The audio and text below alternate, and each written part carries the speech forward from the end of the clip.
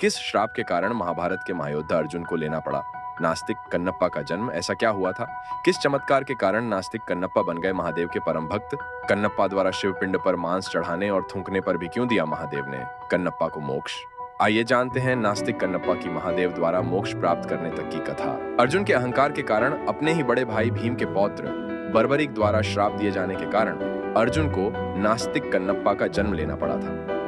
बर्बरीक ने महाभारत के महायोद्धा अर्जुन को श्राप क्यों दिया था, इस पर हम पहले वीडियो बना चुके हैं। उस वीडियो को देखने के लिए डिस्क्रिप्शन में लिंक दिया गया है, आप वहां से देख सकते हैं।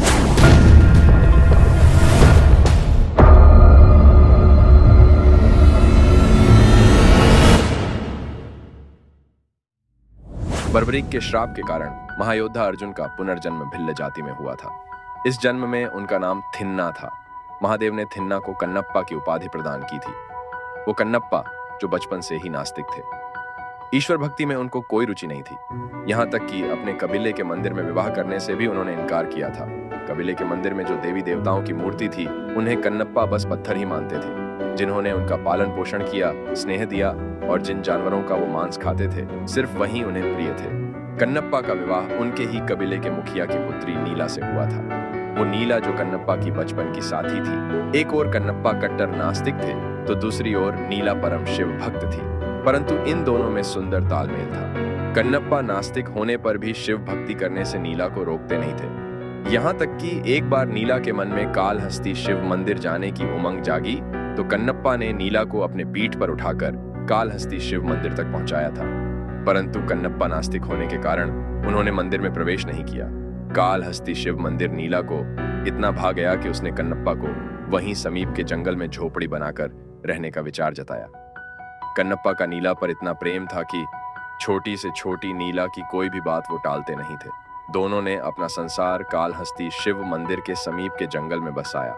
कन्नप्पा रोज किसी न किसी जानवर का आखेट कर लाते थे और नीला उसे पकाकर उन्हें खिलाया करती थी। इस तरह उन दोनों का सुखी संसार चल रहा था। कुछ दिनों पश्चात महाशिवरात्रि का पर्व आया। नीला ने महाशिवरात्रि का उपवास रखा था। नीला ने कन्नप्पा को भी महाशिवरात्रि का उपवास रखने को कहा। नीला का कन्नप्पा से कहना था कि आज ही के दिन प्रभु महादेव साकार रूप में प्रकट हुए थे। इस पर्व को सब लोग उपवास रखकर मनाते हैं। नीला की इस बात पर कन्नप्पा बेहद क्रोधित हुए और कहने लगे, हम किसी के जन्म लेने पर या किसी के विवाह के अवसर पर उत्सव मनाते हैं, उत्तम स्वादिष्ट भोजन खाते हैं, और तुम्हारा ऐसा कौन सा भगवान है जो अपने ही प्रकट दिन पर अपने ही भक्तों को भूखा देखना पसंद करता है? मैं बिल्कुल भूखा नहीं रह सकता, मुझे तनिक भी भूख सहन नहीं होती है, मैं आखेट करने जा रहा हूँ। इस पर नीला ने कन्नप्पा से कहा, आज सभी पशु पक्षी भी उपवास करते हैं, वैसे भी आज महाशिवरात्रि है, आप आखेट कर ना सकोगे। इस पर तिल मिलाकर कन्नप्पा ने नीला से कहा, आज तो मैं आखेट करके ही रहूंगा, आज मैं आखेट कर ना सका तो कभी तुम्हें अपनी सूरत नहीं दिखाऊंगा। इतना कहकर कन्नप्पा अपना धनुष बाण लेकर जंगल की ओर निकल पड़े। यहाँ वहां भटकने पर भी उन्हें कोई जानवर नहीं दिखा। दोपहर हो गई। कन्नप्पा भूख से व्याकुल हो उठे थे। अचानक उन्हें एक हिरण दिखाई दिया। हिरण पर निशाना साधकर कन्नप्पा ने कई बाण चलाए, किंतु कोई भी बाण हिरण को भेद न सका। कन्नप्पा अवाक रह गए, क्योंकि इससे पहले उनका निशाना कभी छूका नहीं था। बहुत परिश्रम करने के बाद थक हार कर कन्नप्पा एक शिला पर पैर रखकर सो गए। वह शिला कुछ और नहीं वरन शिव पिंड ही थी। ये देखकर माता पार्वती ने भोलेनाथ शिव जी से कहा, नास्तिक थिन्ना आपके पिंड पर पैर रखकर सो रहा है। तब प्रभु भोलेनाथ ने माता पार्वती से कहा, तुम जिसे थिन्ना कह रही हो वह गत जन्म में महाभारत का महायोद्धा अर्जुन है। भगवान श्री कृष्ण के कहने पर अर्जुन मुझसे पाशुपतास्त्र प्राप्ति हेतु तप कर रहा था। उसकी भक्ति पर प्रसन्न होकर मैंने उसे वर मांगने को कहा, परंतु मुझे देखकर अर्जुन भाव विभोर हो गया। उसने पाशुपत अस्त्र मांगने के बजाय मोक्ष का वरदान मांग लिया। उस समय मैं अर्जुन को मोक्ष का वरदान देने में असमर्थ था, क्योंकि भगवान श्री कृष्ण की सहायता से धर्म स्थापना के लिए अर्जुन को महाभारत का युद्ध लड़ना था। ऐसी नियति थी। इस बात को मैंने अर्जुन को भी बताया था, परंतु फिर भी अर्जुन यही कहता रहा।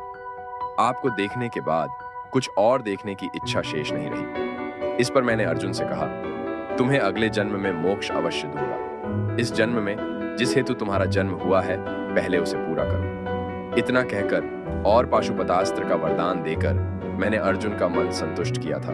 अब अर्जुन का थिन्ना के रूप में एक भिल्ल जाति में जन्म हुआ है, किंतु बर्बरीक के श्राप के कारण अर्जुन इस जन्म में नास्तिक है। थिन्ना को भक्ति मार्ग पर लाकर मोक्ष देने का समय आ गया है। देवी पार्वती से इतना कहकर भोलेनाथ शिव अंतर्धान होकर थिन्ना के समक्ष साधु रूप में प्रकट हुए। साधु का रूप धरे शिवजी ने थिन्ना से प्रश्न किया, आप इस घनघोर जंगल में इस तरह क्यों लेटे हुए हैं? क्या आपकी पत्नी ने आपका घर निकाला किया है? साधु रूपी शिवजी की यह बात सुनकर थिन्ना तिल मिलाकर बोले, हाँ, हमारे बीच शिवजी को लेकर अनबन हो गई है। वो शिव जो हैं ही नहीं, उनका कोई अस्तित्व ही नहीं है। वह तो सिर्फ एक पत्थर मात्र है। अब आप ही बताओ, क्या कोई पत्थर किसी के भी जीवन का उद्धार कर सकता है? इस पर साधु रूपी शिव स्मित हास्य करते हुए बोले, देखिए, हर किसी का दृष्टिकोण अलग अलग हो सकता है। जो ईश्वर को मानता है उनके लिए ईश्वर का अस्तित्व है ही, किंतु जो व्यक्ति ईश्वर को नहीं मानता या फिर जिनको ईश्वर के अस्तित्व पर विश्वास नहीं है, उनके लिए भी ईश्वर सर्वोपरि है। कोई ईश्वर को माने या ना माने, फिर भी उस व्यक्ति का जीवन यापन का भार ईश्वर सहर्ष उठाते हैं। परंतु जो कोई भी ईश्वर की भक्ति करता है, ईश्वर उन्हें अपने पुत्र की तरह समझते हैं। उन पर उनकी विशेष कृपा होती है। ईश्वर को अनेकों नाम से पुकारा जाता है, शिव, शंभैया, भोलेनाथ, महादेव। साधु रूपी शिव की बातों को बीच में ही काटकर थिन्ना गुस्से में बड्ढा बढ़ाने लगे। मेरे निवास पर मेरी पत्नी नीला ने भी शिव की बातें कर करके मुझे क्रोधित कर दिया है, और यहाँ जंगल में मैं एकांत में बैठा था तो आप मुझे शिव की बातें करके क्रोधित कर रहे हैं। इस सारे फसाद की जड़ बस शिव ही है। मैं उस शिव पिंड को ही नष्ट कर दूंगा। इसके बाद थिन्ना काल हस्ती शिव मंदिर की ओर दौड़ते चले गए। थिन्ना के मंदिर में प्रवेश करने पर एक ब्राह्मण पूजा की थाली लिए हुए शिवपिंड के समक्ष खड़ा था। थिन्ना को इतने क्रोध में देखकर उस ब्राह्मण ने उसे रोकने का प्रयत्न किया, परंतु थिन्ना ने उस ब्राह्मण को जोर का धक्का दिया। इस कारण ब्राह्मण के हाथ से थाली छूटकर शिवपिंड पर गिर गई। थाली में जो बेलपत्र, पुष्प, जल और दूध था, वह शिवपिंड पर गिर गया। वहीं थिन्ना ने क्रोध में आकर शिवपिंड को अपनी भुजाओं में झकझोर लिया और शिवपिंड को उखाड़ने का प्रयत्न करने लगे। थिन्ना से अनायास ही शिव पूजन हो गया था। एक तो कुछ न खाने के कारण महाशिवरात्रि का उपवास हो गया था, तो दूसरी ओर ब्राह्मण को धक्का देने पर जो बेलपत्र, पुष्प, जल और दूध शिवपिंड पर गिरा था, वह शिवजी को चढ़ावे के रूप में प्राप्त हुआ। भले शिवपिंड को जकड़ने से ही सही, परंतु थिन्ना का स्पर्श शिवपिंड को हो ही गया था। थिन्ना की इस विचित्र भक्ति से महादेव शिव ने प्रसन्न होकर थिन्ना को दर्शन दिए। सत्य में देखा जाए तो थिन्ना को महाशिवरात्रि पर्व पर दर्शन देना एक निमित्त मात्र था। थिन्ना पूर्व जन्म में अर्जुन थे। उनके तपोबल का ही यह प्रसाद था। अपने सामने शिवजी को देखकर थिन्ना अचंभित हो गए। ईश्वर होने का प्रमाण उन्हें मिल चुका था। थिन्ना बहुत ही भाव विभोर हो गए थे। पश्चाताप के अश्रु नेत्रों से छलक रहे थे। बिलखते हुए थिन्ना ने ईश्वर से कहा, हे शिवजी, आपका अस्तित्व होने पर मैंने अविश्वास जताया। कृपया आप मुझे क्षमा कर दें। मैंने आपका जाने अनजाने में बहुत अपमान किया है। इस पर शिवजी ने कहा, कोई बात नहीं, तुम्हें मेरे होने की अनुभूति हो गई, यही बहुत है। इतना कहकर शिवजी भोलेनाथ अंतर्धान हो गए। थिन्ना को शिवजी से बातें करते हुए उस ब्राह्मण ने देखा, परंतु शिवजी उस ब्राह्मण को कतई नहीं दिखे। मंदिर से थिन्ना के जाने के बाद उस ब्राह्मण ने शिवजी से गुहार लगाई, हे शिवजी, मैं आपकी इतने वर्षों से भक्ति कर रहा हूं, फिर भी मुझे आपके दर्शन नहीं हुए, और ये थिन्ना की एक दिन की अनायास भक्ति से प्रसन्न होकर उसे आपने दर्शन दे दिए। इस पर उस काल हस्ती शिवपिंड में से ध्वनि उत्पन्न हुई, हे ब्राह्मण, भले ही तुमने मेरी अनेकों वर्षों से भक्ति की है, परंतु थिन्ना की भक्ति में क्या विशेषता है, ये तुम्हें आने वाले समय में पता चलेगा। यहाँ शिवजी के दर्शन के पश्चात थिन्ना पूरी तरह शिव भक्त बन चुके थे, परंतु शिव पूजन किस तरह किया जाता है, इसका तनिक भी ज्ञान थिन्ना को नहीं था। थिन्ना जिस जानवर का आखेट कर लाता था, उसे निला से पका लिया करता था। दोनों हाथों में मांस के पके हुए टुकड़े, सर की पगड़ी में पुष्प और मुंह में जल भरकर काल हस्ती शिव मंदिर थिन्ना जाया करता था। मुंह में भरा हुआ जल शिव पिंड पर थूक दिया करता था। उसके पश्चात पके हुए मांस के टुकड़े शिव पिंड को अर्पित करता था। पगड़ी में जो पुष्प होते थे, उन्हें भी शिव पिंड पर अर्पित किया करता था। उस समय शिव जी स्वयं प्रकट होकर थिन्ना द्वारा अर्पित किए हुए पके मांस के टुकड़े बड़े ही आनंद से खाया करते थे। इस तरह हर रोज थिन्ना शिव पिंड पर चढ़ावा अर्पित करते थे, और थिन्ना अपने हाथों से पके हुए मांस के टुकड़े शिव जी को खिलाया करते थे। शेष छोटे छोटे टुकड़े पिंड पर रह जाया करते थे। प्रत्येक अमावस और पूर्णिमा को ब्राह्मण पुजारी कालहस्ती मंदिर की सफाई और पूजन करने आ जाया करता था। यह वही ब्राह्मण था जिसे महाशिवरात्रि पर्व पर थिन्ना ने धक्का दिया था और थिन्ना की भक्ति की विशेषता पर महादेव से चर्चा हुई थी। शिव पिंड पर मांस के छोटे छोटे टुकड़े पाकर ब्राह्मण पुजारी के क्रोध का ठिकाना ना रहा। उसने तुरंत और ब्राह्मणों को बुलाकर मंदिर की पूरी सफाई करवाई और सारे ब्राह्मण मंदिर में यह देखने के लिए छुपकर बैठ गए कि वो ऐसा कौन सा व्यक्ति है जो शिव पिंड पर मांस चढ़ाता है। कुछ समय बीतने के बाद थिन्ना ने मुंह में जल और दोनों हाथों में पके हुए मांस के टुकड़े लेकर मंदिर में प्रवेश किया।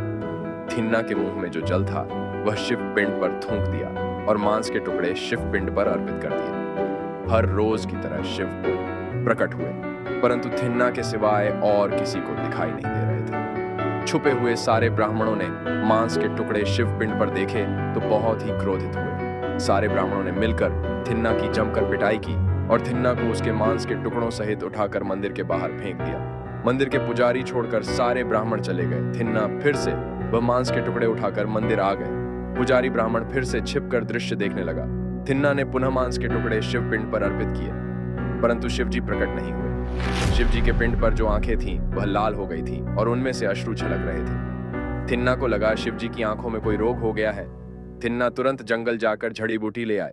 जड़ी बूटी को मुंह में डालकर चबा चबा कर महीन पीस दिया और मुंह से निकालकर पिंड पर जो आंखें बनी हुई थीं उस पर लेप लगाया, परंतु अभी अश्रु की जगह आंखों में से रक्त बहने लगा। थिन्ना को लगा मेरे अनुचित उपचार के कारण शिवजी की आंखें खराब हो गई। इस घटना से थिन्ना बड़े दुखी हुए। इस पर थिन्ना ने शिवजी से कहा, हे शिवजी, आपकी आंखें ही नहीं रहेगी तो आप अपने भक्तों को कैसे देख सकेंगे? इसलिए मैं आपको अपनी आंखें प्रदान करता हूँ। ऐसा कहकर थिन्ना ने अपना बायां नेत्र एक बाण से निकालकर शिवपिंड की बाईं आंख को लगा दिया, किंतु दूसरी आंख से भी रक्त बह रहा था। तब थिन्ना ने सोचा, अगर मैं दूसरी आंख बाण से निकाल दूं तो पिंड पर जहां लगानी है उसे मैं देखूंगा कैसे। इसलिए थिन्ना ने पिंड पर जहां दूसरी आंख थी वहां पर अपने पैर का अंगूठा रख दिया। फिर बाण से दाईं आंख निकालकर पिंड पर जहां पैर का अंगूठा रखा था उस स्थान पर लगा दी।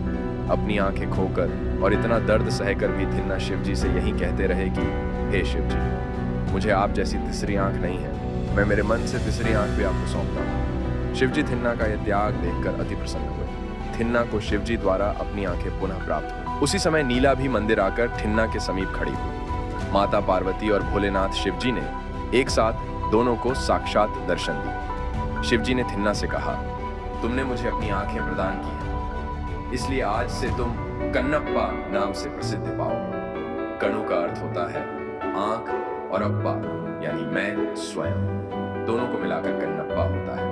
आपकी भिल्लों की भाषा में आंख को कणु कहते हैं। और एक बात का मैं तुम्हें स्मरण कराना चाहता हूँ, तुम पूर्व जन्म में महाभारत के महायोद्धा अर्जुन थे। उस जन्म में तुमने मेरी तपस्या की थी।